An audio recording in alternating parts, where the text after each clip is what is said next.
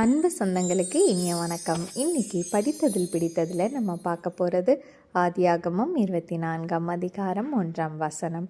கர்த்தர் ஆபிரகாமை சகல காரியங்களிலும் ஆசீர்வதித்து வந்தார். ஆபிரகாம் தேவனுக்கு மிகவும் பிரியமான ஒருவர்.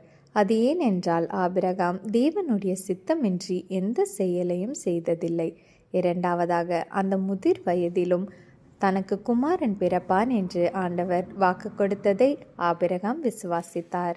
மூன்றாவதாக, ஆண்டவர் கட்டளையிடும் அனைத்தையும் ஆபிரகாம் செய்தார்.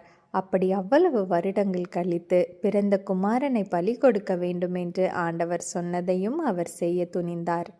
நீங்களும் அதை போலவே ஆண்டவர் மீது அதிக அன்போடு அவர் மேல் விசுவாசமாய் இருந்து அவருடைய கட்டளைகளை கை கொள்ளும்போது ஆண்டவர் உங்களையும் சகல காரியங்களிலும் ஆசீர்வதிப்பார். இந்த நாள் இனிய நாளாக அமைய கர்த்தர் உங்களை ஆசீர்வதிப்பாராக. ஆமேன்.